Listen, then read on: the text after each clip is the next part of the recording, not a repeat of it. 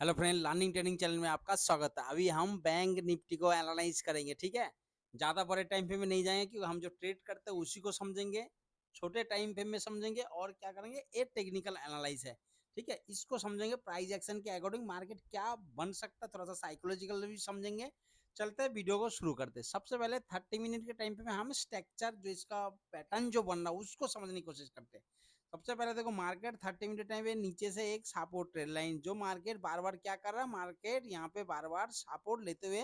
आपको देखने को मिला। दूसरा, यहाँ से हमने एक रेसिस्टेंट बनाया। देखो, मैं ये नहीं बोल रहा हूँ कि भाई ये एकदम परफेक्ट है, सही है, लेकिन मैंने इसको बनाया इसी तरीके से। मार्केट चल रहा, हमें दिख रहा हमारे आंखों के सामने, तो ही हम इसको ड्रॉ किए। तो ये हमारे क्या है, ये हमारे लिए रेसिस्टेंट की तरह काम कर। मार्केट देखो, यहाँ पे रेसिस्टेंट, यहाँ पे रेसिस्टेंट, यहाँ पे रेसिस्टेंट, और मार्केट फिर यहाँ पे जाके एक जगह पे, यहाँ पे जो एक ट्रेड लाइन यहाँ पे एक हाई के आसपास है, जो कि मार्केट पिछला हाई भी लगाया था। लेवल कौन सी, 48,630, उसका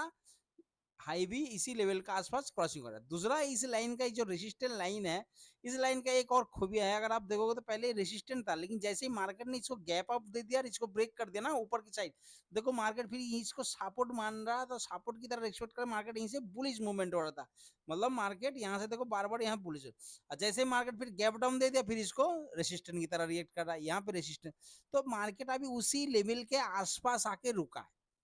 एक चीज ये समझ में आ गया कि 30 में मार्केट कहाँ इसी आसपास आ गया। दूसरा क्या है, देखो मार्केट इसी चैनल के इसी तरीके से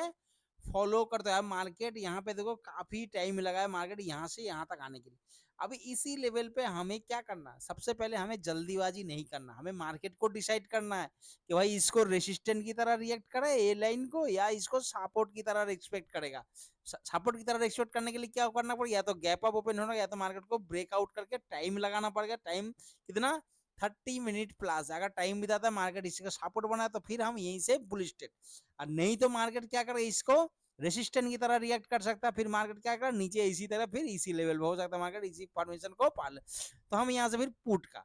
कहने का मतलब, इसी लेवल पे जो आया है, आप मंडे के दिन जल्दीबाजी ना करें। आपका पैसा है, मार्केट को डिसाइड करने दो कि भाई मार्केट इसको रेसिस्टेंट की तरह रिएक्ट करेगा या सपोर्ट की तरह रिएक्ट करने वाला है। तो उन दोनों में डिसाइड होने, तो उसके बाद हमारा जो सेटअप है वो बनेगा, हम ट्रेड करेंगे।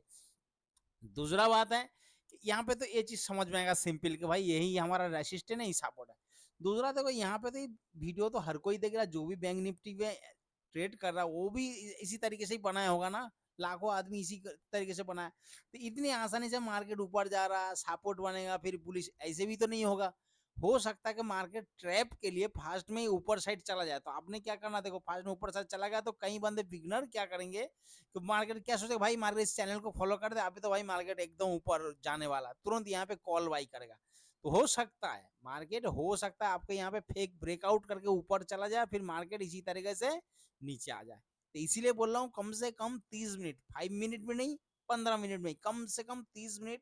प्राइस को सस्टेन होने देना। ऑप्शन चेन में डाटा बनेगा, उसका बाद आपका जो सेटअप है बनने देना। देखो ऐसे लग रहा है कि भाई ये तीनों चीज बनेगा, देखो तब तक तो मार्केट चलेगा, ऐसी कोई बात नहीं। अगर आपने लेवल ड्रॉ किया, प्राइस एक्शन का पता चल गया कि भाई मार्केट ऊपर चला गया, इसको ब्रेकआउट कर दिया। दूसरा कि आप तुरंत ऑप्शन चेन में देखो कि क्या हो रहा है, कि पुट राइटिंग हो रहा है या कॉल राइटिंग हो रहा है। पुट राइटिंग हो रहा है, साथ में कॉल भी बायर हो, तो आपको पता है एक बुलिश सिग्नल है। दूसरा क्या, आपका जो सेटअप, आपने कोई भी सेटअप यूज करते हो, अगर वो बन रहा बुलिश सिग्नल, तो आप बुलिश ट्रेड ले सकते हो, आपके पास लॉजिक है। नहीं तो अगर आप देखोगे मार्केट ब्रेकआउट तो कर दिया, लेकिन कॉल राइटिंग बहुत ज्यादा है यार, कॉल राइटिंग बहुत तेजी से इंक्रीज हो रहा है, पुट भी साथ में बाई हो रहा है, या पुट राइटर माइनस हो रहा। अब देखोगे तो डाटा बन गया, उसका प्राइस मार्केट फिर नीचे आ रहा है इसी तरह, तो हो सकता है मार्केट नीचे की साइड भी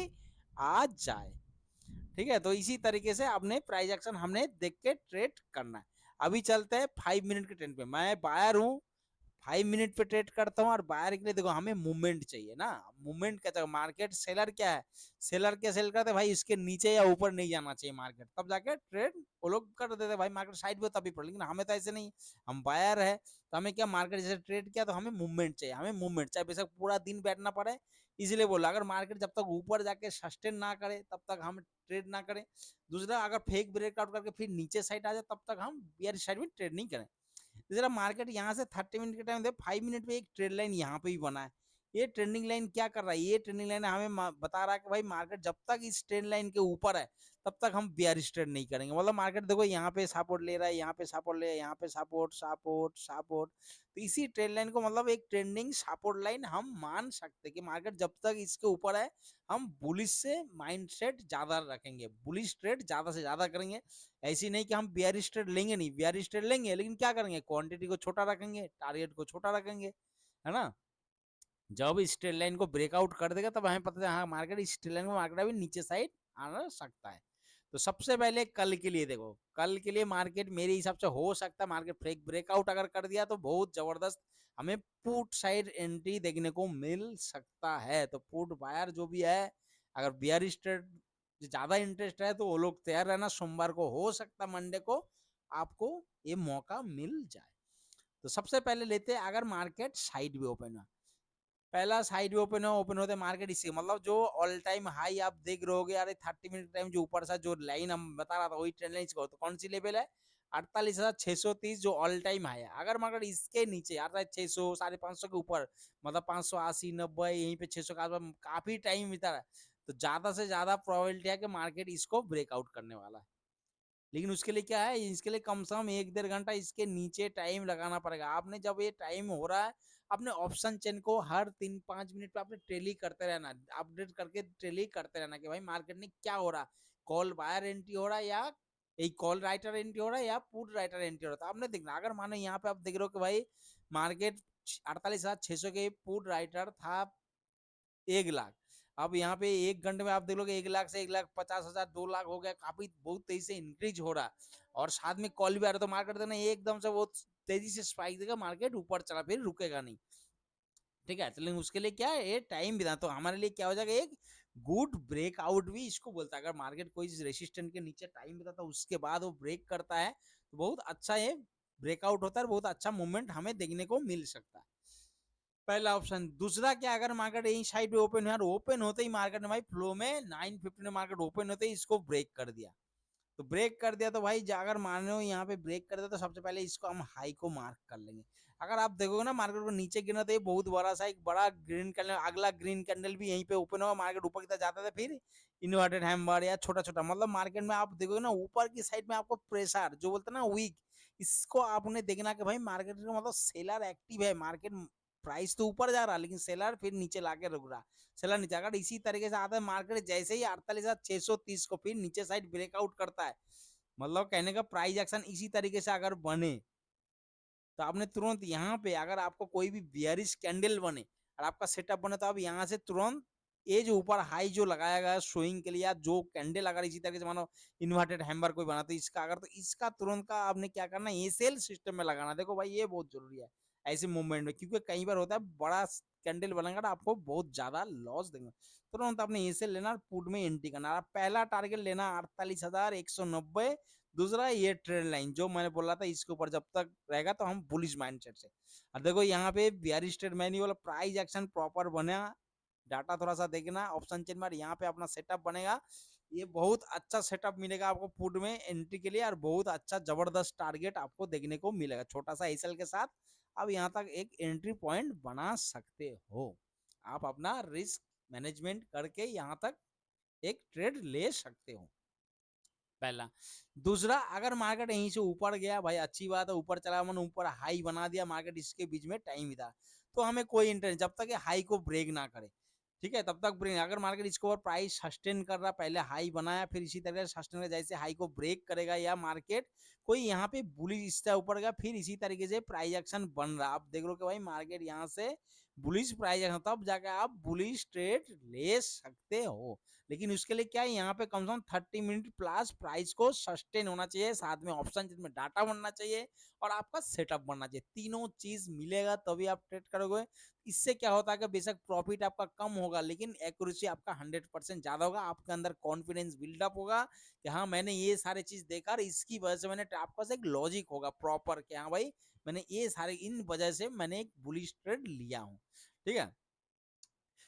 दूसरा, अगर मानो गैप आप ओपन हुआ है तो देखो गैप अप में जो हर कोई बोलता है कि भाई मानो ये हमारे लिए क्या है, अभी हमारे लिए रेसिस्टेंट है, तो गैप अप मार्केट ओपन होगा तो यहाँ पे सपोर्ट बन जाएगा बोला, अरे बन नहीं जाएगा भाई, मार्केट रिस्पेक्ट कर सकता है। ठीक है, ये मतलब विश्वास नहीं रखना कि भाई मार्केट ये यहाँ रेजिस्टेंस था, गैप अप ओपन हुआ, अब इसको ब्रेक नहीं करेगा, आज नहीं कर सकता, कोई मतलब नहीं कि ब्रेक नहीं भाई, लोहा लग गया, ऐसी बात नहीं।